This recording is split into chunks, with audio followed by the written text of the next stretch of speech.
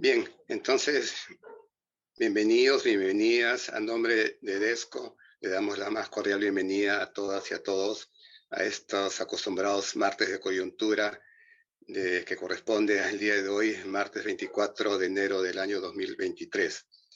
Eh, Como saben ustedes, estamos con las movilizaciones y las protestas sociales y que están como principales temas de agenda la renuncia de la presidenta Dina Boluarte, el cierre del Congreso, el adelanto de elecciones, y ahí la discusión es, claro, si el adelanto de elecciones se va a dar o se puede dar para este 2023 o como está planteado y presentado en el Congreso para el 2024.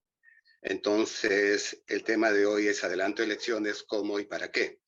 Y ahí queremos un poco reflexionar con la participación de Fernando Tuesta, qué se requiere o qué se quiere lograr con este adelanto de elecciones, cuáles serían estas condiciones mínimas para este proceso electoral se dé de la manera óptima y sobre todo también qué necesitamos para que tengamos partidos fuertes que puedan representar los intereses del pueblo y que puedan ser parte de la agenda electoral, ¿no?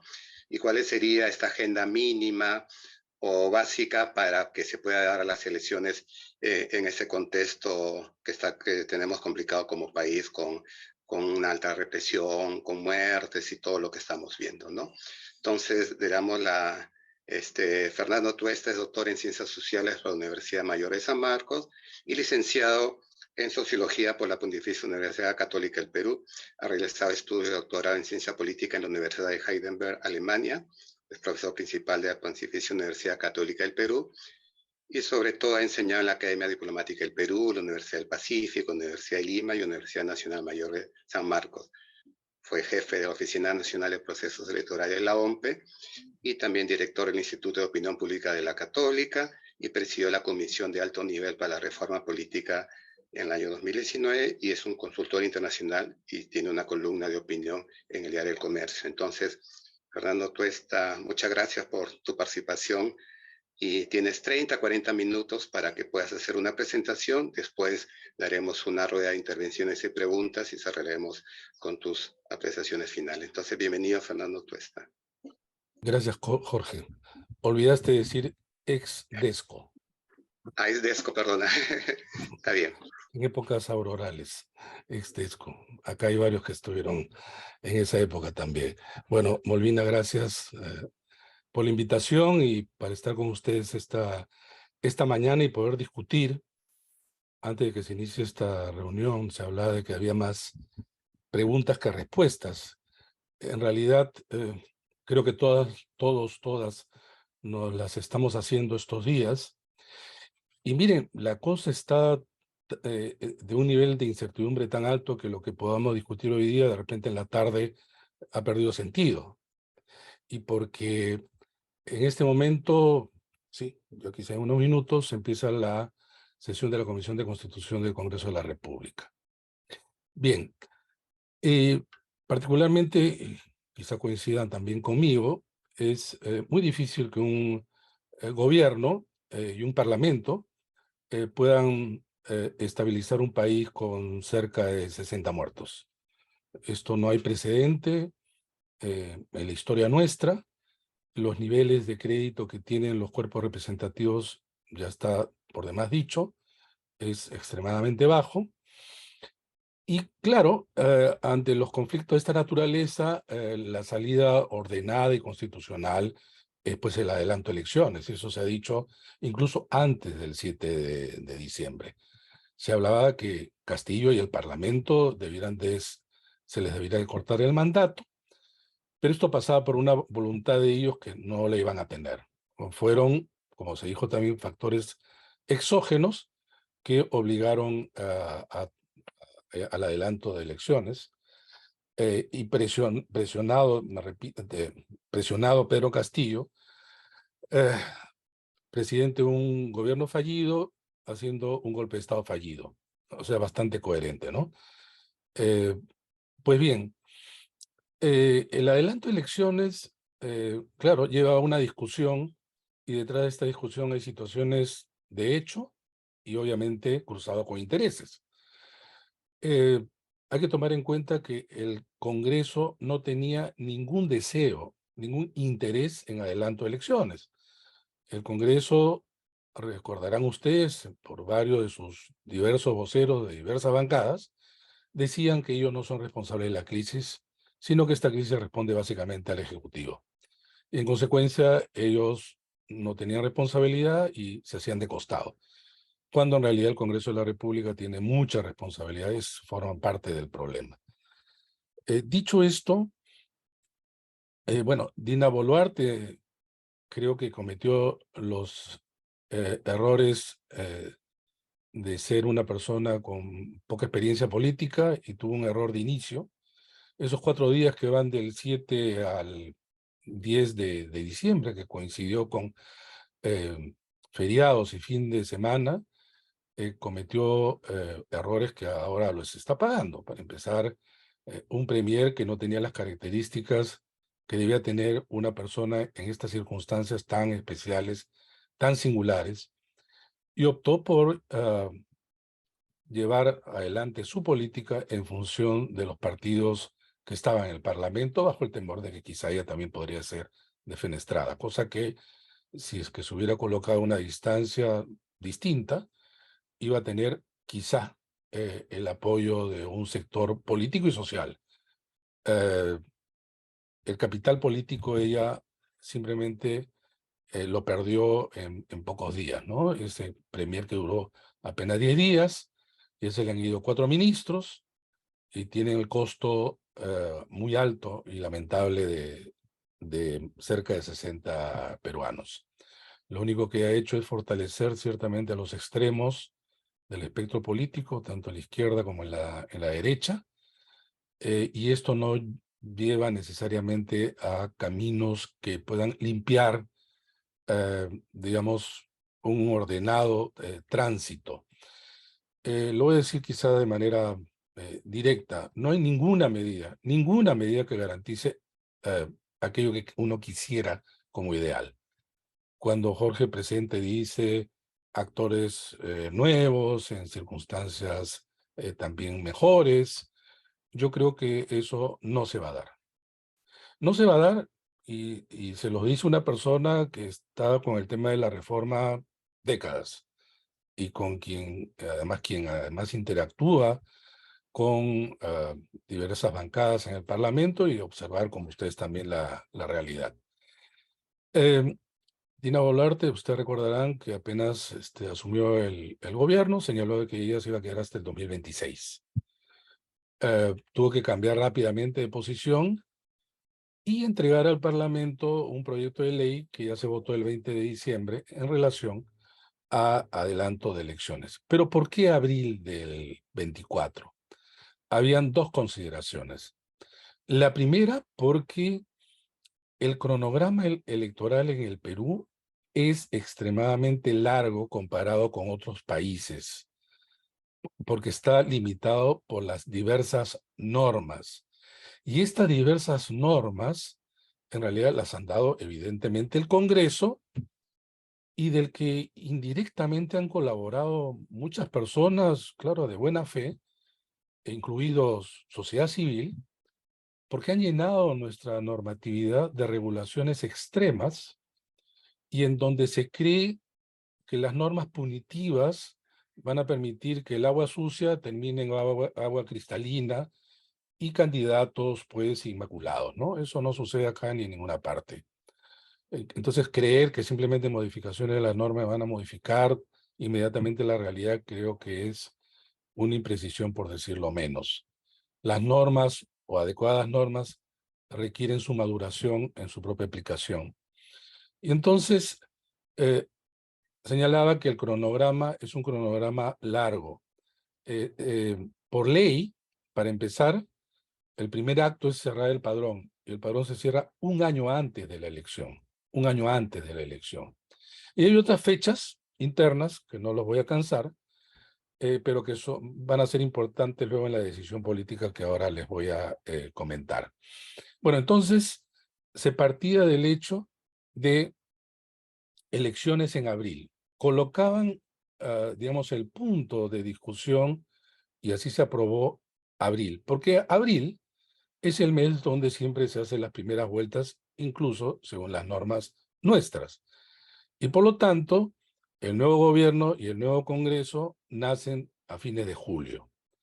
Y hay un primer tema de discusión sobre estas fechas. Yo estoy diciendo en varios medios que no hay que fijarse cuál es el día de la elección, hay que fijarse cuándo es la transferencia de mando. Y si uno toma entonces y mide esta distancia de aquí hasta la transferencia del mando, estamos hablando de año y medio. Año y medio. ¿Puede resistir el país año y medio con un gobierno y este Congreso? Claro, el cronograma sería el adecuado, el ideal, digamos, porque entra todo. No solamente entra todo, sino que da tiempo para que se organicen mejores elecciones, para que se amplíe la oferta electoral y se aprueben reformas. Eso era lo ideal, pero estamos lejos, como ustedes bien saben, de lo ideal. Y porque además, por más que al Parlamento se le presione, en algunas cosas cede y en la mayoría no. Y no lo hace por una combinación de cosas. Uno, porque los congresistas quieren quedarse hasta julio del 2026. O sea, no hay que engañarse. Y van a hacer todo por alargar lo máximo posible para estar en sus escaños. ¿Es un deseo legítimo? Sí lo es, pero contrastado con la realidad que se vive en el país, evidentemente no es lo adecuado. Y entonces se votó el 20 de diciembre el adelanto de elecciones para abril y transferencia en julio. Acuérdense que el 20 de diciembre ya había movilizaciones, ya se contaban con varias personas lamentablemente fallecidas a manos de las Fuerzas Armadas y policiales. Pero resulta que este calendario parece que se está envejeciendo rápidamente, y por lo que estamos viviendo hasta el día de hoy. Entonces, quiero centrar la siguiente idea. El cronograma planteado tenía como propósito hacer un proceso electoral completo, abrir la oferta electoral porque ampliaba también el tiempo para la presentación de nuevos partidos y reformas. El primer caso, entonces, sobre abrir la oferta electoral, sí se puede hacer. Hacer reformas, creo que poco, y no tanto por el tiempo, que sí es un factor enemigo, evidentemente, de una discusión más amplia. Pero decirles a los congresistas que discutan mejor y se les da tiempo, es en realidad apostar por algo que no tiene sentido, porque para empezar no saben ni discutir. O sea, ustedes han ido, algunos de ustedes probablemente a las diferentes comisiones, pero la Comisión de Constitución es la de más baja calidad que yo recuerde. Y vengo acompañando, relacionándome con el Congreso 4 décadas. Este es lo más bajo que hay. O sea, Nanover García es un superdotado delante del resto que está en la Comisión de Constitución. A eso agréguenle ustedes los intereses. Y hay intereses que creo que no tienen que ver con izquierda-derecha. Bueno, algunos sí. Allá hay congresistas, ustedes saben, bueno, aparte, ya son cerca de 37 congresistas que se salieron de su bancada. Fueron 34 en un año. Imagínense la cohesión de esas bancadas. Representan intereses personales, particulares. Ustedes saben que canalizan intereses de lobbies, cuando no intereses de mafias y de sectores ilegales de nuestro país. Ellos también pierden si es que se adelantan elecciones. Bueno, pues entonces este es el cronograma 1. El cronograma 2 es el que algunos dicen, váyanse ya, elecciones de manera inmediata. Es más, salieron por ahí un comunicado de ex secretario general del Jurado Nacional de Elecciones diciendo que se pueden hacer en 4 meses, ¿no? En abril elecciones. Bueno, en 4 meses se pueden hacer efectivamente elecciones como se hicieron el el 26 de enero del 2020 para completar el mandato de las elecciones, perdón, del Congreso anterior, pero hay que acordarse dos cosas, que solamente eran elecciones al Parlamento, y dos, se suspendieron un montón de normas para que esto pudiera proceder. ¿Y por qué se hacían en 4 meses?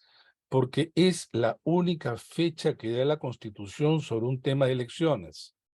La Constitución señala, disuelto el Congreso, en el mismo decreto se convoca elecciones para realizarse en los cuatro subsiguientes meses, dentro de los 4 subsiguientes meses. Después de eso, no hay ninguna fecha. Entonces se tenía que hacer sí o sí, o se tenía que cambiar la Constitución. Y Vizcarra, cuando disuelve el Congreso, inmediatamente en el mismo decreto se convoca elecciones. Entonces, se tuvo que complementar eso con medidas extraordinarias para hacerlas, pero solo parlamentarias. Acá se va a hacer elecciones presidenciales, parlamentarias y parlamento andino. Hacer elecciones lo más pronto, porque vayan todos, que es un sentir muy amplio en nuestro país. Sin embargo, choca pues con las otras demandas que quieren acompañar esta elección, vale decir, ampliar la oferta electoral. ¿Y en dónde estamos en relación a la oferta electoral? Tenemos 12 partidos inscritos en el registro de organizaciones políticas del Jurado Nacional de Elecciones.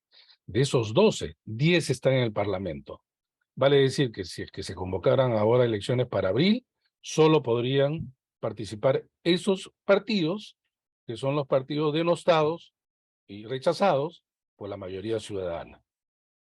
Hay 15 partidos que están esperando su inscripción, en trámite de inscripción, 15 partidos, de los cuales está el partido de Martín Vizcarra, los 2 organizaciones de Antauro Humala, el APRA, FREPAP, el partido de Castillo, el PCT, bueno, el de Pedro Cateriano, el de Paz de la Barra, entre otros. Esos quizás los que más se conoce, quienes están a la espera. Pero, ¿por qué no hay más? No sabemos cuántos más. Y no sabemos cuántos más porque no se ha reabierto el ROP, el Registro de Organizaciones Políticas, que recién se va a reabrir el 31 de enero a partir de una absurda norma que tenemos que señala que el ROP se reabre un mes después de terminado el proceso electoral. Y el proceso electoral regional y municipal terminó, bajo una resolución del Jurado Nacional de Elecciones, a fines del año pasado. Entonces, entre tanto, no entra ninguna solicitud para inscripción de nuevo partido.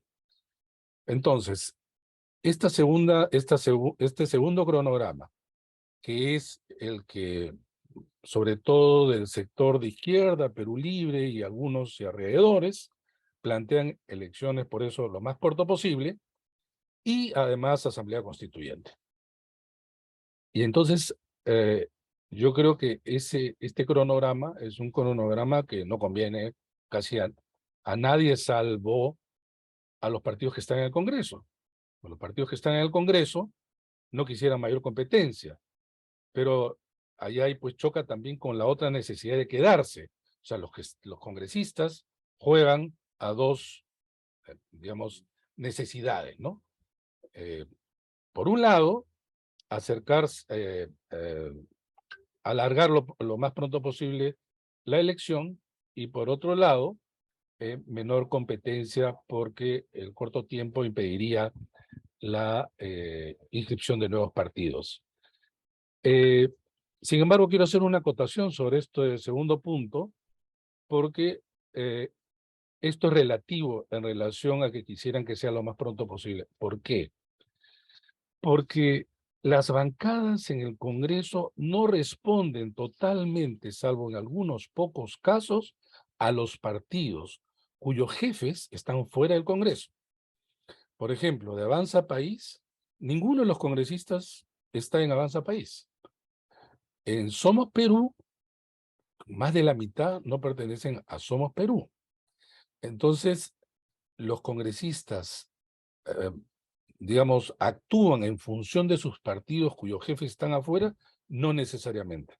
Cuando Keiko le dice públicamente a Nano Guerra García, ve el adelanto de elecciones, él le dice, sí, sí, vamos a tomarlo en cuenta y lo alarga y simplemente no le hace caso. No le hace caso. Y entonces ese es el otro tema que hay que tener en cuenta en el momento de la discusión. Y entonces, la pregunta sería, ¿se puede o no se puede hacer elecciones el próximo año? Yo he propuesto a partir de una simulación que sí se puede, bajo algunos costos. ¿Puedo compartir? Me dice, ¿no, Malvina? Sí, pues está puesto de anfitrión. Ya. Ya se veía. Lo pueden ver, ¿no? Ya. Este es el cronograma que yo he propuesto, que intenta salvar algunas cosas. Un cronograma se realiza del final hacia lo más cercano. ¿Cuándo queremos que exista o se inicie el nuevo mandato? Yo le he puesto como una fecha simbólica 31 de diciembre, y así amanecer con un nuevo gobierno y un nuevo parlamento. En realidad, 30 es viernes, puede poner 31 de diciembre, porque si es 30, claro, la instalación del Congreso sería 2 días antes, 28 de diciembre, y como es el Día de los Inocentes, nadie va a creer, ¿no? Entonces, podríamos poner 31 y 29. Esta fecha, obviamente, no están en la Constitución. Hay un punto que sí voy a agregar posteriormente acerca de por qué el 28 de julio normalmente se juramenta el nuevo presidente. Bueno, si esto es así, entonces hay que dar un tiempo a la segunda vuelta que de todas maneras va a haber. Y esto puede hacerse, según mis cálculos, el domingo 26 de noviembre. El domingo 26 de noviembre. Momento en el cual yo creo que deberían de coincidir la elección presidencial de segunda vuelta con las elecciones parlamentarias. ¿Y cuándo sería la primera vuelta? El domingo 15 de octubre. 15 de octubre. Si eso es así, tendríamos 110 días, como manda la norma, para la inscripción de candidaturas, que sería el 27 de junio. Es la fecha tope de inscripción de candidaturas. De tal manera que desde hoy día, bueno, ya de hace varios días, hasta el 26, las nuevas organizaciones políticas podrían inscribirse y competir ciertamente en este proceso electoral. ¿Cuándo se podría convocar? Porque una cosa es que la norma diga que se convocan elecciones a tal fecha, pero tiene que haber allí, digamos, se tramita, se materializa a través de un decreto firmado por el presidente de la República que convoca elecciones. Obviamente tiene que hacerlo, si no es causal ahí sí, de vacancia. Y eso lo puede hacer el 1 de marzo. Para que eso ocurra, entonces, en estos días, hasta el 31 de enero, el Congreso tendría que cambiar la fecha que ha propuesto para el 24, para abril del 24, por esta que les estoy mostrando. El 31 de enero podría realizarse, perdón, hasta el 31 de enero, tiene tiempo entonces el Congreso para agregar algunas modificaciones que después les voy a señalar. Se dice que se ha ampliado la legislatura hasta el 15 de febrero y que el 15 de febrero se inicia la siguiente legislatura que normalmente debe iniciarse el 1 de marzo. Pero dadas las circunstancias, hay que adelantar. Y acá viene el punto pues básico, ¿no? El gobierno también quiere que las elecciones sean en abril. Es más, por eso cuando Dina Boluarte en uno de sus mensajes dice que invoca al Congreso para que vote el adelanto de elecciones, no está diciendo el 2023, está diciendo que vote ya o se acerque a la segunda votación para modificar la Constitución a través de una disposición transitoria y se pueda recortar el mandato y convocar a una elección. Entonces, este es el cronograma que, sin embargo, tiene algunos costos. ¿Cuáles costos? Las primarias. Y es un costo alto para quien, como yo, fue el que lo propuse hace mucho tiempo y la Comisión de Alto Nivel para la Reforma Política la asume y es ley. En este momento es ley. Pero entonces acá viene el otro tema. Este cronograma no permitiría las primarias porque no habría tiempo. No habría tiempo.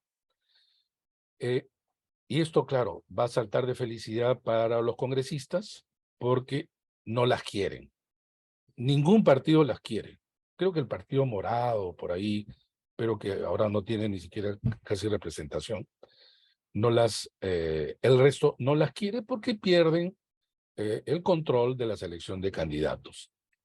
En realidad, las primarias hubieran requerido que esta se haga aproximadamente en el mes de julio, y por lo que si es en el mes de julio, las inscripciones tendrían que ser más adelantadas y se impediría que se inscriban nuevos partidos. Ahí choca. Entonces hay que entender que hay dos necesidades que colisionan. Por un lado, adelantar elecciones lo más que se pueda. Y por otro lado, y choca digo porque se requiere más tiempo para ampliar el abanico de partidos y algunas reformas. Este es el cronograma que, repito, bajo esta simulación lo he entregado y que creo que va a ser el Congreso. El Congreso, en realidad, va a tratar de que se mantenga la fecha de abril porque se van a quedar más.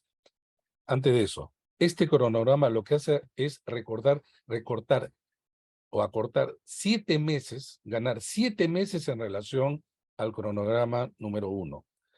Y lo recorta porque la asunción de mando cae es en diciembre y la otra es el 28 de julio, 7 meses después. Pero además porque si es que esto se diera, el mensaje en general al país de que ya tenemos fecha cierta. Y así como cuando se vende por $9.99 y no 10, acá se dice el 31 de diciembre de 2023 y ya no suena 2024, ¿no? En la cabeza de la gente 2024 está lejos. Y evidentemente el cronograma, primero que les mostré, 7 meses en los tiempos peruanos es el largo plazo. Hoy día se va a discutir, repito, el tema del cronograma. ¿Qué tendría que hacer si es que ya han votado en han realizado primera votación? Hacer una reconsideración. Para hacer una reconsideración, cambian los plazos. Y esto podría votarse, si hubiera voluntad política, que es el punto, adelantar la segunda legislatura el 1 de febrero, votar y ya tendríamos fecha cierta. ¿Por qué no se hace? Porque de verdad, por el lado del Congreso, repito, quieren quedarse más tiempo. Y por el lado del gobierno, el sector más duro sostiene que eso sería, en realidad, haberse sometido, dicen ellos, el chantaje de las protestas, ¿no? Pero esto es el cronograma y sí se puede hacer. Ahora bien, pero acá viene un punto en donde el Congreso evidentemente no es coherente en relación al cronograma de abril de 2024. Ellos aceptan este cronograma porque dicen que los organismos electorales le han dicho que le da tiempo para hacer todo, incluido las primarias. Pero ¿qué resulta? Que en la Comisión de Constitución todos los partidos, me invitaron a una exposición, todos los partidos están en contra de las primarias. Entonces, para las elecciones del 2021 y las elecciones del 2022, las suspendieron bajo el pretexto del COVID. Ahora no hay COVID, no tienen cómo. Creo que van por la medida ya más drástica, simplemente eliminarla de la norma electoral. Pero si eso ocurre, ya no les queda entonces el argumento de hacerlo en abril del próximo año, porque abril del próximo año era porque se tenía todo el paquete. Pero si se cercena eso, ¿para qué esperar hasta abril? No tiene sentido. Bueno, muchas de las cosas que ellos hacen no tiene sentido, pero también, digamos, da muestras de cómo está el debate. Repito, no hay ningún escenario perfecto. El cronograma este que les muestro es un escenario intermedio. Ahora bien, la pregunta sería, si es que el nuevo presidente o presidenta asume el 30 o 31 de diciembre de este año, ¿qué se hace con el artículo de la Constitución que señala que la asunción del mando es el 28 de julio del año de la elección? Y obviamente en diciembre ya habríamos pasado el julio de este año y no habría posibilidad. En consecuencia, se tiene que poner de acuerdo en que este mandato duraría o 4 años y medio o 5 años y medio para que el próximo regrese a julio. Evidentemente, creo que estaríamos más o menos de acuerdo en que sería 4 años y medio. Eso se les ha dicho. ¿Ustedes creen que toman en cuenta los congresistas? No entienden, ¿no? No entienden, no entienden. ¿Qué cosa está haciendo el Congreso ahora aparte de esto? Hablan de las reformas y lo primero que ha hecho, el primer punto de discusión en el Pleno del Congreso fue eliminar el voto de confianza que debe solicitar el Consejo de Ministros apenas asume sus funciones dentro de los 30 días, que en general en los parlamentarismos se llama pues el voto de investidura. Y no llegaron a los 87 votos. Mejor que no hayan llegado. Yo estoy a favor que se elimine, pero en realidad dentro de un paquete. Es como tener una mesa y cortarle la pata a un lado, que es el gobierno, y mantener las dos patas en este lado, que es el Parlamento. El cortoplacismo, miopía de los congresistas es realmente increíble, ¿no? Increíble. Pareciera además que son partidos que no aspiran a ser gobierno, porque si es que aprueban todas estas normas, algunas ya las han aprobado incluso, que acota, digamos, el poder del Ejecutivo, ellos lo van a sufrir, pero parece que no les importa, ¿no? Finalmente también ellos sopesan el tema que no hay incentivos para que lo haría la reelección para quedarse y hacer un cierto, por lo menos, no sé, un cierto desempeño medianamente decoroso. Como sienten que se van a ir y no hay nada que los incentive, pueden hacer cualquier barbaridad. Pueden hacer cualquier barbaridad. Y esa barbaridad puede ocurrir. Esa barbaridad puede ocurrir si es que abierta la segunda legislatura, no se llega a 87 votos. Si no se llega a 87 votos, yo creo que si el país es explotado, explotará muchísimo más, porque no hay cómo salir de eso.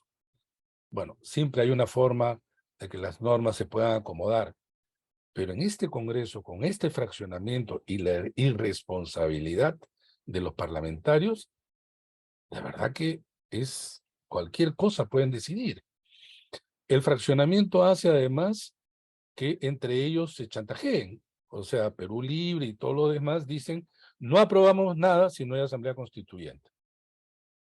Los otros, por supuesto que no quieren, pero que tampoco, pero sí quieren, además presionados también por sus propios jefes, que se adelante elecciones en abril. O sea, imaginarán, López Aliaga ahorita está sentadito en la alcaldía, pero va a ser difícil que él pueda renunciar para ser candidato. Y ya ahí tiene un problema. Pero los otros jefes de los partidos sí quieren al menos que las elecciones sean en abril.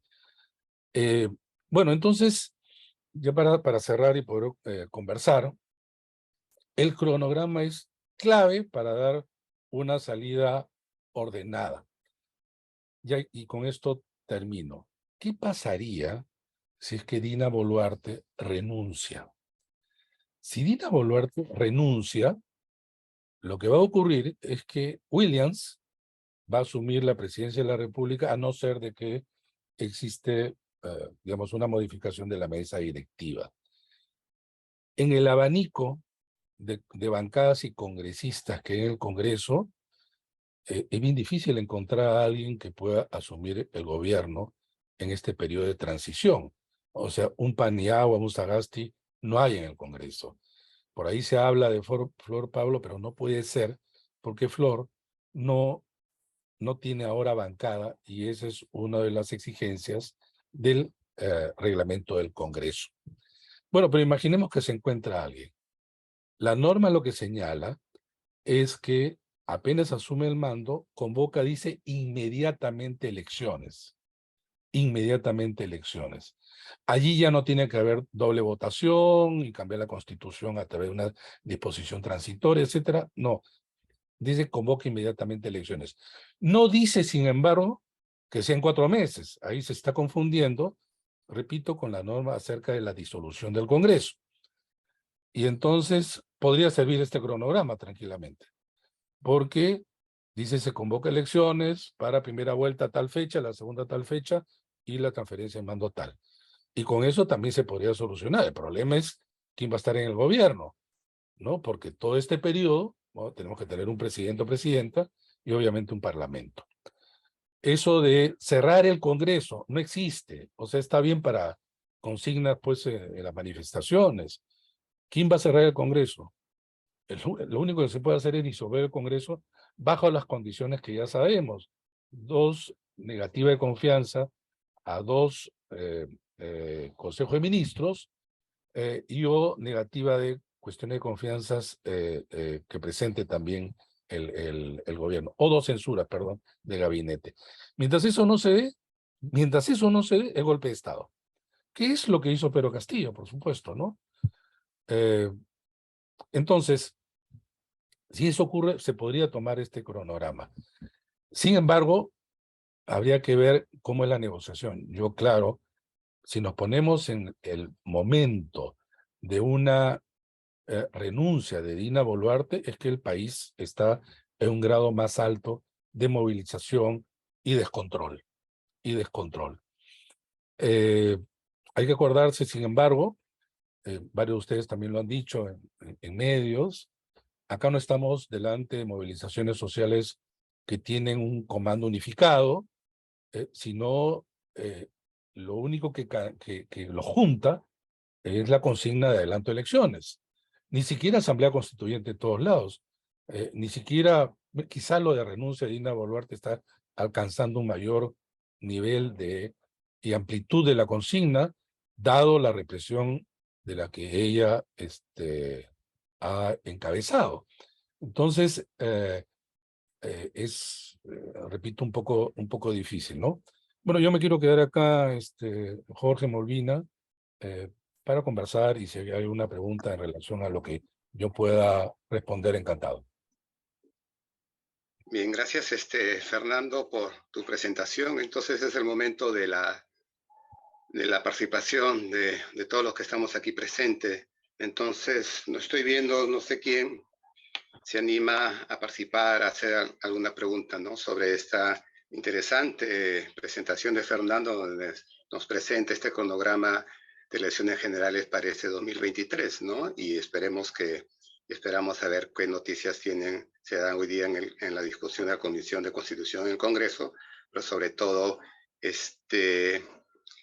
cómo vamos resolviendo, ¿no? Y sobre todo si el Congreso asume este cronograma, ¿no? Y sobre todo qué pasaría, como lo señalaba Fernando, con la renuncia de Dina Boluarte y cómo están las movilizaciones y las demandas sociales. Entonces, no estoy viendo si alguien está levantando la mano. O sea, quiero ver esto. Entonces, ¿quién se anima a participar, a hacer alguna pregunta?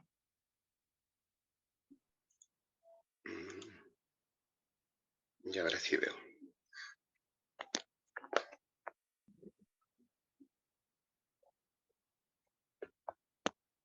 O todo fue muy claro o todo fue muy confuso. Estarán pensando. No, y hay cosas, vamos a darle tiempito a que participen, ¿no? Ya. Bueno, sí, hay una pregunta, quería agregar algo más, pero no, Sí, prefiero la sí, pregunta. agrega, Fernando. Miren, la Comisión de Constitución, ustedes saben, y el sector de derecha, quieren imponer determinado tipo de elección. Ustedes saben que ha habido toda esta campaña por el fraude, ¿no? Que es muy fuerte, ha logrado calar en una franja del electorado lastimosamente, ha dañado enormemente nuestras instituciones, hay una campaña feroz contra los titulares de los organismos electorales y hay propuestas incluso de, según ellos, cortar el mandato, ¿no? A través de la Constitución, lo cual es absolutamente inconstitucional. Pero ahí ya vemos cuál es más o menos la vena y por dónde van, ¿no? Y ahí son los de siempre, ¿no? La Coordinadora Republicana, Expreso, Willax, todo Willax en campaña, en fin. Entonces, eh, hoy se está discutiendo modificar la Constitución para modificar a su vez al Jurado Nacional de Elecciones. Y tiene 3 puntos. El primero, agregar 2 magistrados más, pasar de 5 a 7. Crear dos salas con el Poder Judicial. Eh, y reducir, acotar las funciones del presidente del Jurado Nacional de Elecciones. El presidente del Jurado Nacional de Elecciones tiene una doble función. Él es presidente del Pleno, que es un pleno que tiene funciones administrativas y jurisdiccionales, pero también es la cabeza administrativa de la institución. Él eh, tiene un voto que puede ser dirimente ante un empate, pero podría quedar en minoría, como quedó, por ejemplo, Francisco Tábara en el 2016 cuando se dejó fuera de carrera al Partido Morado. Él votó en contra y perdió 3-2. El presidente no tiene allí ninguna, digamos, no tiene un peso mayor. Pero hay esta narrativa, pues, ¿no? Que si este gobierno corrupto de Pedro Castillo, ¿no? Comunista, etcétera, etcétera, estuvo y nos hizo tanto daño es porque vino de elecciones fraudulentas, ¿no? Es más o menos esa narrativa. Claro, se saltan olímpicamente la siguiente evidencia, que López Aliaga ganó la elección en Lima, la más baja de la historia en Lima, con un porcentaje también muy estrecho con los mismos organismos electorales. Y además han sido elecciones regionales y municipales multiplicados a la N, porque ustedes saben que son elecciones concurrentes de 25 regiones, 196 provincias y 1.636 distritos. Y en ninguno ha habido problemas de los que ellos llamaban fraude. Es más, el 7 de julio de este año son las elecciones municipales complementarias de aquellos lugares que por alguna razón no hubo elecciones o se anularon. Solamente son 11 distritos o 2, nada más. Sí, yo aprovechando hasta que hagan sus preguntas, hay algo que me preocupa a mí sobre las reflexiones que haces tú y que tiene que ver con este tema de la oferta electoral.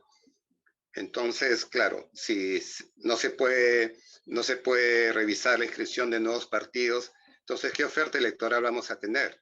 En discusiones pasadas de los martes decíamos, vamos a tener igual o va a estar peor el Congreso, ¿no? Entonces, y la agenda, la agenda social va a permanecer igual, entonces va a haber las mismas exigencias, las mismas demandas. Entonces, si queremos un adelanto de elecciones, obviamente un cambio de gestión de gobierno es para la mejora de la situación de la población. Entonces, ahí me preocupa este tema, no sé qué opinas tú sobre el tema de la oferta electoral, pero sobre todo que tengamos de los 12 partidos que están ahí para participar en las elecciones, 10 están en el Congreso, entonces, ¿qué esperar de ahí? Y eso para mí me parece que es un gran riesgo que se puede correr, ¿no? Mira, de los 12 que le señalaba que están inscritos, en realidad y 10 tienen presencia en el Congreso, pero hay 15 que están en proceso de inscripción. y no sabemos quiénes presentarán su documentación el 1 de febrero. Por ejemplo, inicialmente se hablaba del Partido del Buen Gobierno de Coco Nieto, en su momento de Nuevo Perú y otros más, pero la verdad que desconozco. Lo que sí es cierto es que hay mucha gente que quiere participar, pero claro, no es tan fácil inscribir un partido. Los requisitos mayores son tener militantes. Felizmente que se anuló aquel artículo de la ley de organizaciones políticas que exigía para la presentación cerca de 730.000 firmas de adherentes, que no son militantes. Eso ya no hay en la ley. Eso ya no hay en la ley. Nosotros en la comisión, que es lo que se discutió, lo que dijimos es, ¿qué es lo mínimo que puede tener un partido? Gente, es lo mínimo, ¿no? O sea, sus militantes. ¿Cuál sería el número de militantes? Entonces dijimos, bueno, hay que tener un criterio, y ese criterio fue el siguiente, que un partido debiera por lo menos tener capacidad de presentar candidatos en todos los ámbitos, desde el presidente hasta la última alcaldía pequeña. ¿Cuánto es eso? 12.000 y tantos militantes. Sin embargo, en la Comisión de Constitución, recuerdo muy bien que el Luis Salgado me dice, Fernando, si es tan poco, van a haber miles de partidos, me decían, ¿no? Miles. Yo le decía, tal como la realidad muestra, no es fácil, y no es fácil.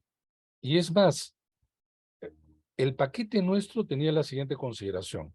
Ciertamente se habría más, porque no es lo mismo conseguir 730.000 firmas de adherentes, que además había también que tener militantes, a tener solo militantes, pero que el Congreso duplicó la cifra, por eso ahora es como cerca de 25.000. Pero ahí venían las PASO. Si, por ejemplo, tenemos 30 partidos, que es pues un montón, al ingresar a las PASO, a las primarias, había un umbral. Si no cumplías con ese umbral mínimo, no podías presentarte y desaparecías como partido inscrito, lo cual era un desincentivo a los cascarones. Y luego venía ya la segunda parte, o tercera parte en este caso, de el umbral para ingresar al Congreso, que en la redacción de la ley actual está pésima, por eso el Partido Morado con 3 ingresa al Congreso, que no debía ser, que no debía ser. La idea era que el partido deba conseguir 5% de los votos válidos en la parte del Parlamento y conseguir además 5 congresistas, que es el número que exige el reglamento del Congreso para crear una bancada. Entonces la idea es, no puedes ingresar al Parlamento sin siquiera tener para construir una bancada. Lo redactaron pésimo y dejaron la puerta abierta, y por eso que el Partido Morado tiene una bancada. Pero digamos, ese era el otro filtro. La idea nuestra de la comisión era algo así como una carrera de obstáculos. Y llegaban aquellos que podían por lo menos demostrar que existen y tienen algo de capacidad mínima para representar. La calidad es otra cosa. La calidad no se hace por normas. Y ese es el problema en el Perú. Se ha creído que al incorporar reglas punitivas y excluyentes, vamos a tener mejor parlamento. Y está probado que en los últimos, después del fujimorismo, se incluyeron normas en que mejoró el parlamento. Vale decir aquellos que decían no a los corruptos, que los sentenciados en primera instancia, no en segunda instancia, los sentenciados en primera instancia por delito doloso no pueden postular. Eso lo planteó la comisión que yo presidí, del cual yo personalmente no estuve de acuerdo, pero es ahora una reforma en la Constitución. Se excluye por dádivas, se excluye por hojas de vida, eso no existe en ninguna otra parte. Un parlamentario, ocurrió, ustedes quizás se enteraron, no puso en su hoja de vida que tenía un auto, ese auto estaba su nombre, pero lo tenía ya otras personas hace mucho tiempo, ni siquiera recordó, y lo excluyen. felizmente con una apelación que prosperó, pero como eso, un montón. Somos el país de las exclusiones. Somos el país de las exclusiones. Pero lo que voy es que, en realidad, la regulación peruana es la mayor que tenemos. Es frondosa. Y si quieres reventar un proceso electoral, haces lo que hizo Fuerza Popular y los suyos el año 2021. Presentas impugnaciones, tachas, etcétera, apelas, finalmente vas a llegar a un pleno de 5 que tiene que resolver todo. Y los tiempos aprietan. Ellos apostaron, ¿saben a qué? A que esto no llega al 28 de julio. Y si no llegaba al 28 de julio, iban a decir que las elecciones se anulaban. Sí, iba a armar, disculpen, un chongo, ¿no? Se terminó creo que el 16 de julio y apenas hubo 12 días de transferencia del poder. Ya, gracias. Alberto de recién está pidiendo la palabra. Alberto. Yo quisiera plantear dos problemas, o sea, dentro de los muchos que has planteado, dos puntos, ¿no? Me parece que una fuente permanente de la crisis, como es obvio, es la relación entre el Ejecutivo y el Legislativo, ¿no es cierto? Hemos visto ahora esto que sucede. Ahí el problema no solamente son las formalidades, etcétera, etcétera, sino, como bien tú dices, los parlamentarios no tienen vinculación con el partido. O en todo caso pierden o son extremadamente autónomos, ¿no es cierto? Y eso se expresa en que la otra cara de este problema es que tú puedes pasar de 6 bancadas a 12 bancadas, legalizadas, por supuesto, por el jurado, el Tribunal Constitucional, lo cual en realidad hace imposible cualquier tipo de gobernabilidad. Se fragmenta y cada uno responde, o cada bancada, o intereses muy particulares o intereses muy corporativos. El caso de la bancada magistral, que también inclusive se ha dividido, pero para ponerlo en esos términos, o que una bancada como Perú Libre dé como 3, 4 hijitos, digamos, en un lapso de menos de un año. Entonces ahí el problema es cómo resolver ese problema de las bancadas, en primer lugar. ¿Cómo hacer del partido el sujeto principal en el Congreso? Porque tú no puedes, o sea, este hiperliberalismo, por llamarlo de algún modo, genera esos problemas, ¿no es cierto? Tienes, como tú bien dices, 3 personas hacen una bancada o legalizan un partido. Tú no puedes tener pues, un sistema basado pues, en los enanitos, digamos, por ponerlos de alguna manera, además que se van fragmentando y te van jalando el pantalón y te meten cabe y están por todos los lados, ¿no es cierto? Ese es lo primero. Entonces, ¿cómo resolver el problema ejecutivo y legislativo? No solamente desde el punto de vista de las normas, qué sé yo, etcétera, etcétera, que eso podemos discutirlo más adelante, sino también desde el punto de vista de la relación entre partido y parlamento, que no existe. Digamos, el único que más o menos actúa coherentemente es Cerrón, me da la impresión, ¿no? Y un poco también el fujimorismo una vez sus votaciones en el Parlamento, ¿no? El otro problema es, yo creo que la crisis plantea algo que me parece fundamental, ¿no?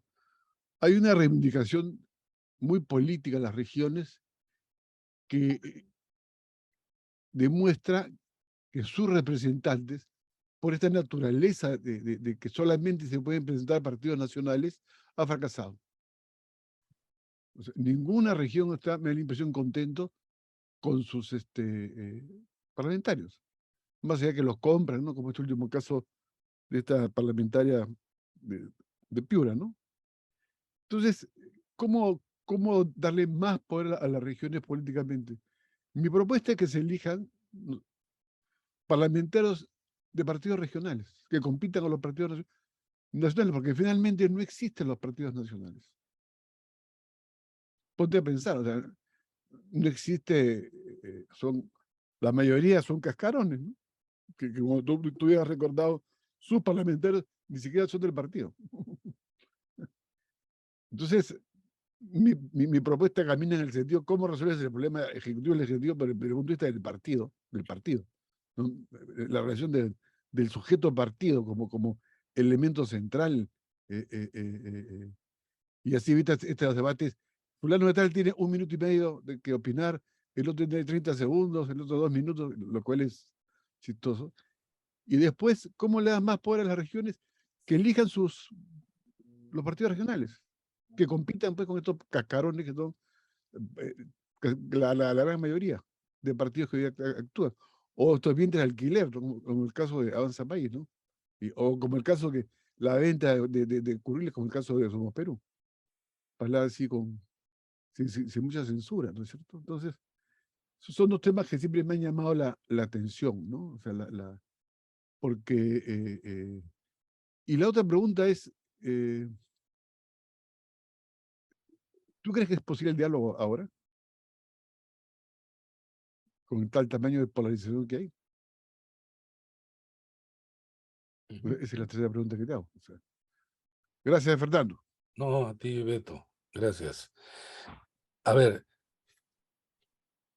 Beto, yo creo que no hay espacio en el Congreso, tal como aparece en la Comisión de Constitución, que es la comisión, ustedes saben, es la comisión más política y donde pasan estas normas de las que estamos discutiendo.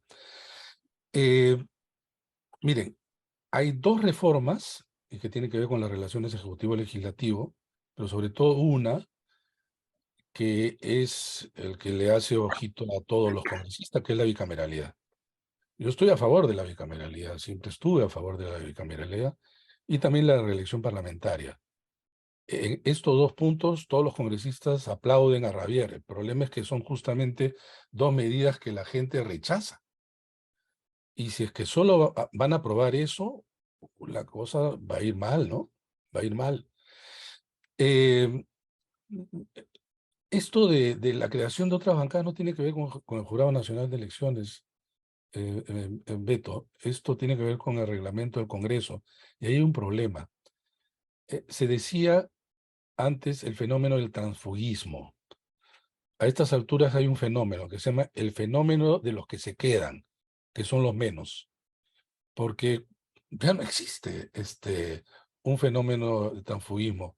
Este es lo frecuente, lo frecuente.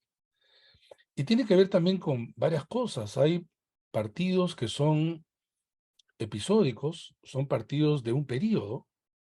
Imagínense los partidos de gobierno. Perú Posible no existe. Partido Nacionalista no existe.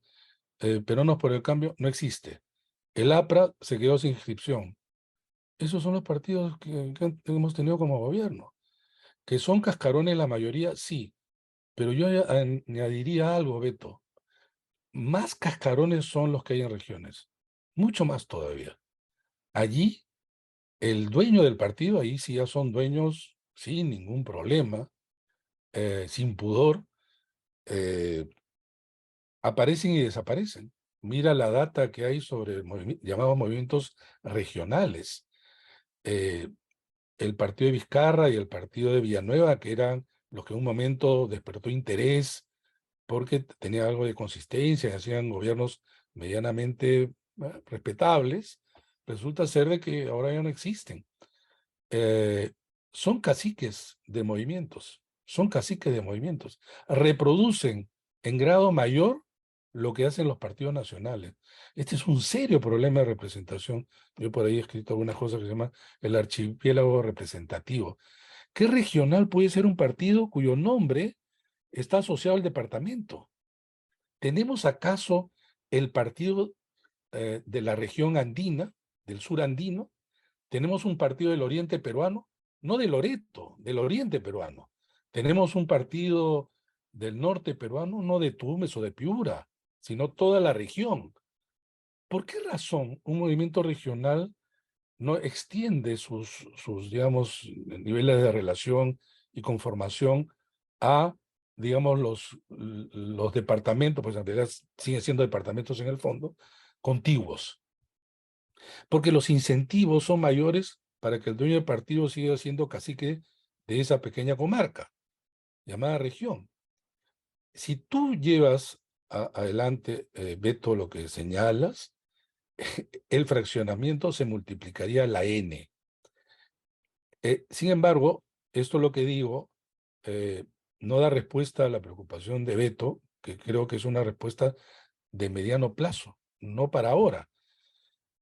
Nosotros en la comisión presentamos un proyecto que ya está en la ley, que es lo siguiente. Antes, solo los partidos políticos de alcance nacional podían participar para el presidente de la República y para el Parlamento. Los movimientos así llamados regionales, para las regiones y para abajo.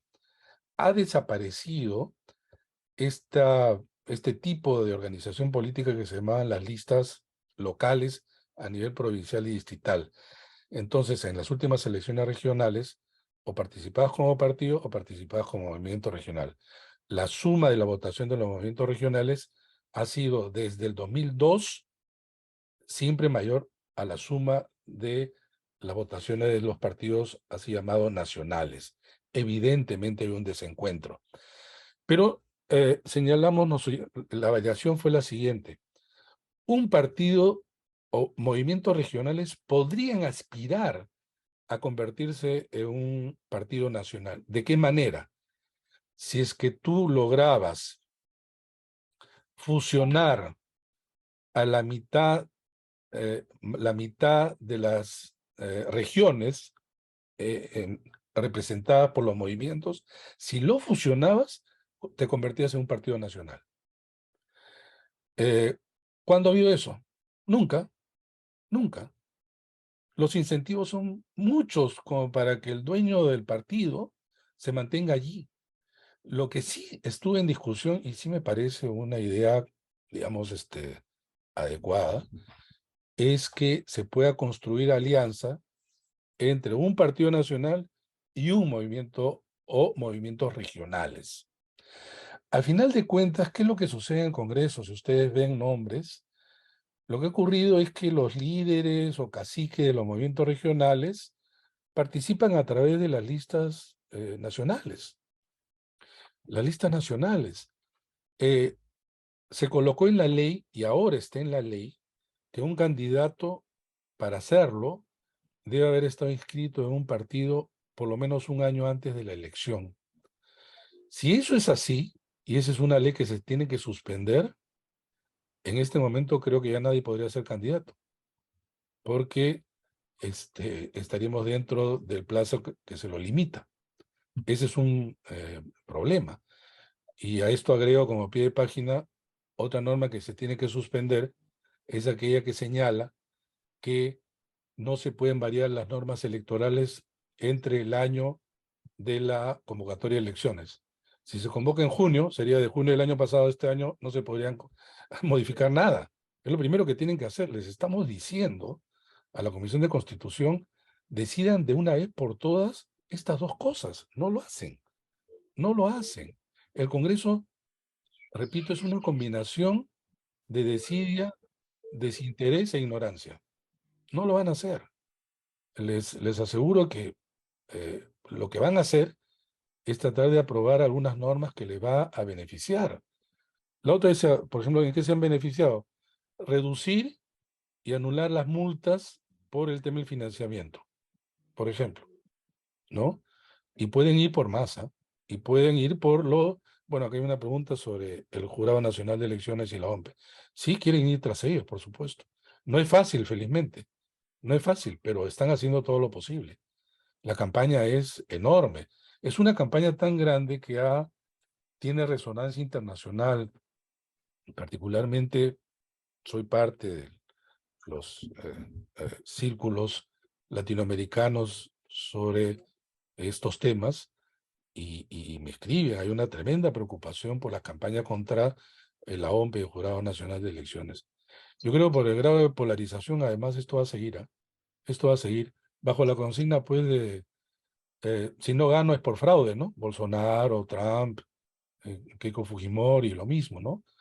Salvo que hay una diferencia significativa, van a hacer lo mismo. Y si gano, es a pesar del fraude. Por eso López Aliaga está tranquilito, ¿no? Sus dos posiciones le pueden ayudar. Ya, le damos la palabra entonces ahora a Icha Palomino. Icha. Sí, buenos días, Fernando. Buenos días a Hola. todas y te hablo desde Cusco. Mi pregunta es si el escenario podría ser peor. Creo que Dina y Otárola han demostrado que la estrategia de criminalización y persecución de la protesta les está funcionando.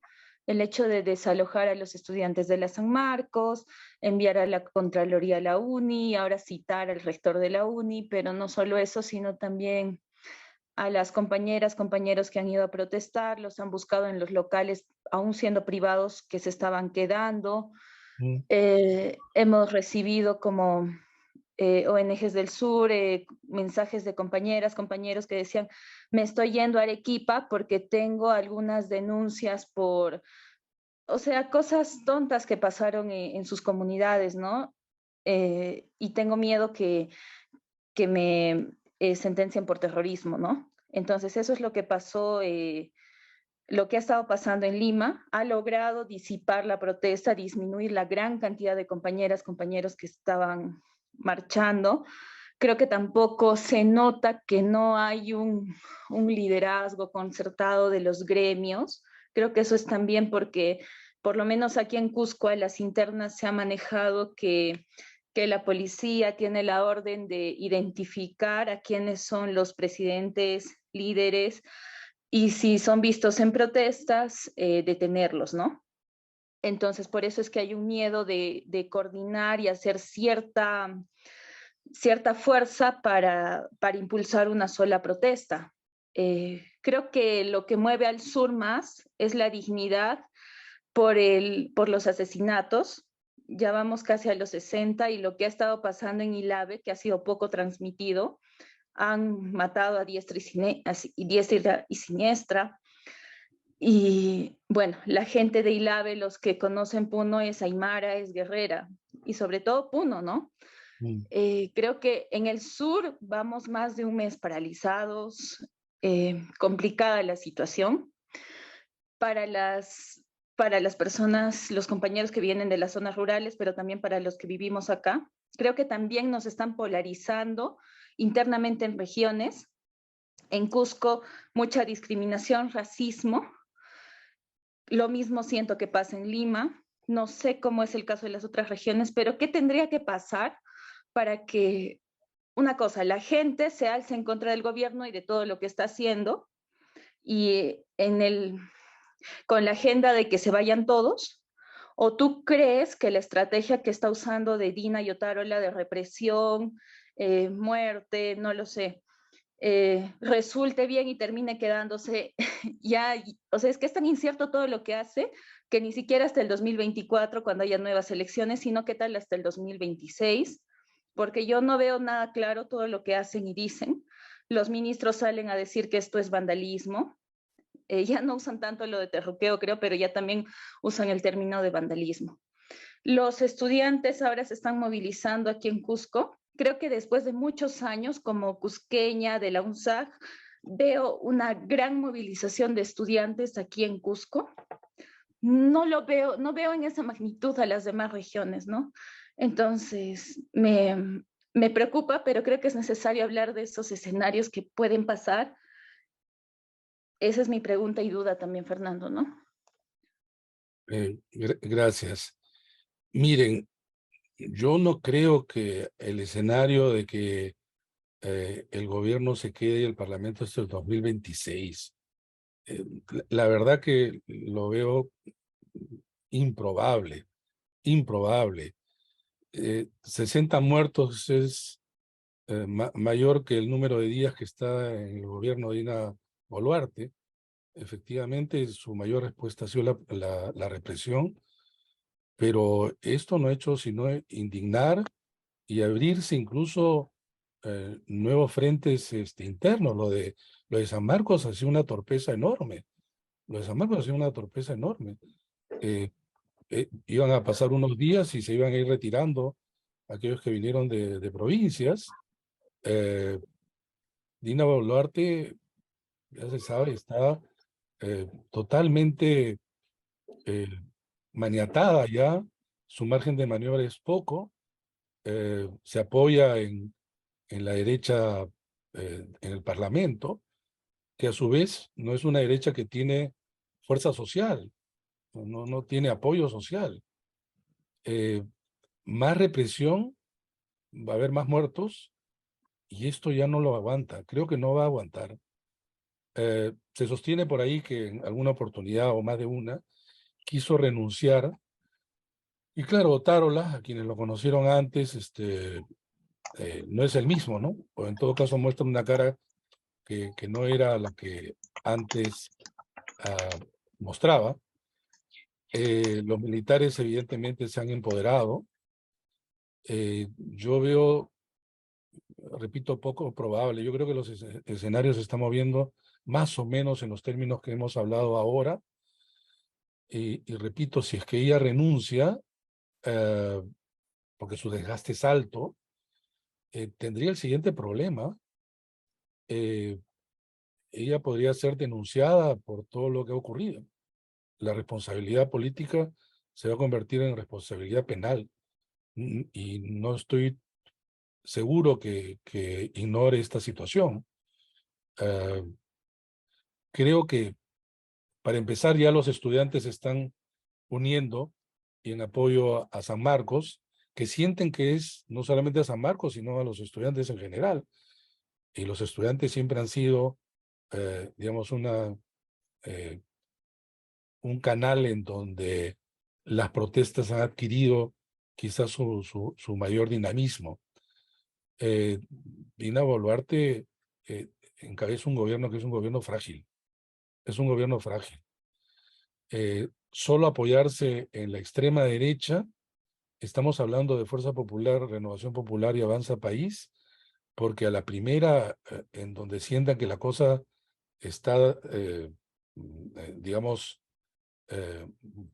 con un mayor nivel de, de muertos y consecuencias de todo tipo, estos partidos que podríamos llamarlos, digamos, intermedios, tipo Podemos, Somos Perú, etcétera, se van a plegar en su contra. Se van a plegar en su contra. El tema es que, ¿saben qué? Siempre en crisis aparecen o suelen aparecer determinados liderazgos, ¿no? Aquellos que nacen también de las protestas, aquellos que adquieren cierta altura en circunstancias tan complejas. En nuestro país eso no hay. Es como si se hubiera comido a todos los políticos y aquellos que pudieran liderar esta situación tan dramática que había en el país. Y Dina Boluarte no estaba a la altura de encabezar un gobierno de transición. Repito, el cronograma de acá a julio del próximo año es un cronograma alto. ¿Qué va a hacer Dina Boluarte de acá hasta el 28 de julio del próximo año? Si para empezar, ni siquiera la gente va a ver un proceso electoral en marcha, porque eso recién lo vería, me refiero al cronograma del 24 de abril, ¿cuándo? En septiembre, octubre, más todavía. Y mientras tanto, ¿qué? ¿Gobernar?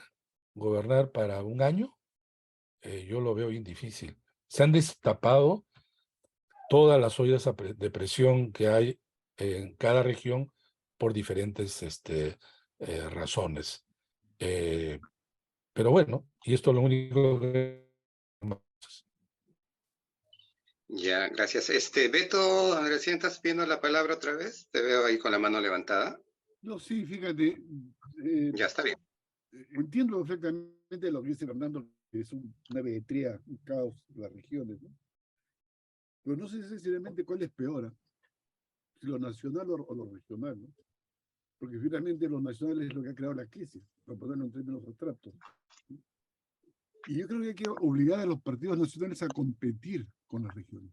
Porque finalmente los que ahora están movilizando a la gente, sospecho, son estos líderes regionales, los comités de defensas, etcétera, etcétera. Y que por lo tanto, Salguana, por ejemplo, ¿no es cierto? Que viene de la Izquierda Unida, qué sé yo, propone una cosa que es, en mi opinión, increíble, que se haga elegido que tenga más votos preferenciales, al margen de la votación del partido, con lo cual ya pues corona el total caciquismo legalizado, digamos. Entonces yo sí creo que, y entiendo perfectamente que eso va a tomar tiempo. El problema es modular el proceso de creación de partidos. Porque los partidos no solamente son producto de las reglas, sino también son producto de los procesos sociales. El APA es el mejor ejemplo, ¿no? Para ponerlo en términos absolutos. Entonces, Yo, porque el problema que hay ahora, y cuando termino, es cómo le das poder a las regiones para que decidan determinadas cosas. No solamente tiene que ver con la representación, sino con el manejo de la economía, el centralismo económico, etcétera, etcétera. En fin, una mejor burocracia. Pero estamos obligados a pensar en el mediano y largo plazo, porque yo sí creo, y creo que compartimos la opinión, que no hay solución en el corto plazo. ¿Eh? Salvo que repetir lo mismo, ¿no es cierto? Con unas pequeñas cositas que probablemente van a caer de acá a 2 o 3 años en el mismo problema, ¿no? Ese es un poco lo que creo, ¿no? O sea, Y la otra cosa que me parece que tenemos que salir de esta, no sé si salir, ¿no? Poner un poco más énfasis en una visión más, ¿cómo llamarlo? Objetiva de las cosas, ¿no? O sea, la gente protesta por dignidad. Bueno, eso tiene que ser concretado políticamente, ¿cuál es dignidad? Los aymaras son más combativos, en fin. Y cuando tenemos que analizar los procesos reales, como decía Durkheim, como cosas, como correlaciones reales que se dan en los procesos. Yo más furia, como diría este historiador que escribe un libro que se llama La Furia, justamente, más furia, más indignación, más, y menos racionalidad.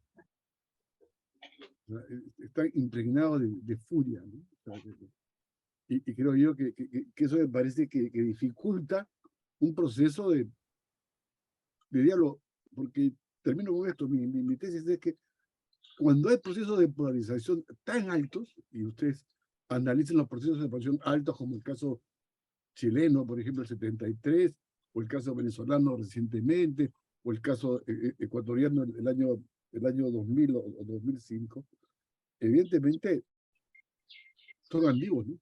Son ambiguos, pueden ser buenos como pueden ser malos, o el caso boliviano. Entonces, me parece que hay que darle cierta racionalidad a la explicación y buscar comparaciones con otros países, ver qué cosa ha pasado, y creo que eso nos falta como método de análisis, porque la comparación también es madre pues, también de la ciencia, ¿no? No somos un país único en el mundo, ¿no? Que hace procesos inéditos respecto a otros países, ¿no? Cuando vemos que se repiten, como bien dice Fernando, estas negaciones de los que pierden, que comienza a ser un fenómeno y finalmente me pregunto, yo sigo sin entender la lógica de la derecha, porque, como bien dice Fernando, esta idea de cambiar el jurado, ya me parece demasiado, ¿no es cierto? O sea, ya cruza una raya que es absolutamente deleznable, pues, o sea, es casi justificar su campaña de la negación de que ha ganado Castillo. Es un control absoluto, o sea, por eso creo que en el fondo la polarización radica, están luchando por el poder. A veces pienso, y crear un sistema inmune a posibles derrotas tipo Castillo o tipo izquierda. O sea, digamos, la lógica es una lógica de poder, digamos, ¿no? Y creo que el poder está más del lado del gobierno, qué sé yo, que de la sociedad, que es también pues, una multitud que tiene como 10, 20 consignas, se divide, se fragmenta cada rato, ¿no? Muchas gracias, Fernando. No, gracias a ti, Beto. Mira, Beto, de verdad yo soy bastante pesimista de lo que se puede hacer. Va a haber fecha de elecciones, va a haber una oferta política, no lo que quisiéramos, pero también es cierto que, pensado desde la tribuna, decir que exista nueva oferta política sin participar uno, tampoco es pues coherente, ¿no? Yo creo que hay muy buena gente que ha hecho política y se ha retirado, y otros muy buenos que simplemente se sienten alejados y hasta espantados de lo que ve, y eso lo que ha creado es un espacio en donde, claro, lo tienen que copar otros, que son estos aventureros, ¿no? Filibusteros de todo tipo, que componen el Parlamento. Miren, está de más decir, ustedes lo han estudiado también y han reflexionado sobre esto. Lo que ocurre en nuestro país tiene raíces en el largo tiempo, pero también hace algunos años. Hay mucho que cambiar y sin embargo cada vez que hay crisis decimos lo mínimo. Y lo mínimo no hace cambiar las cosas. Pero quizá en esto, concordando lo que tú dices, Beto, solamente una pequeña luz, ¿no? Siempre una elección es una oportunidad y esa oportunidad está en nuestras manos. En este caso ya en una función activa, o sea, como elector. Bien, acá hay un comentario, no sé si lo dio Fernando en el chat, que dice, no creo que haya menos racionalidad. Justamente los mayores niveles de conciencia y análisis han hecho que las movilizaciones sean más persistentes y grandes y con una agenda política concreta. No sé si hay otro comentario, otra participación para cerrar ya la sesión de este martes de coyuntura con tus últimas palabras, Fernando. Entonces, Fernando.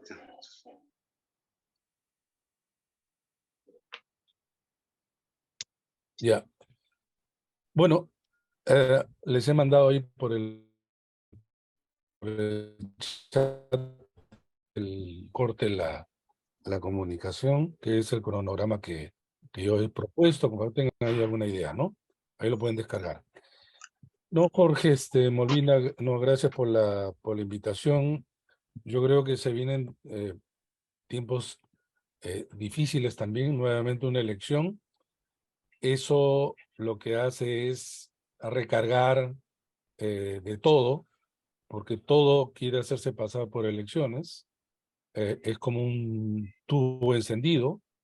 Pero repito, si hay algo que los políticos pueden hacer es porque se les deja hacer. Y este es un punto crucial. A los políticos hay que controlarlos. Y se controla de la sociedad civil. Si no, seguirían haciendo lo que quieren. Si no fuera por la presión ciudadana, se iban a quedar hasta el 2026.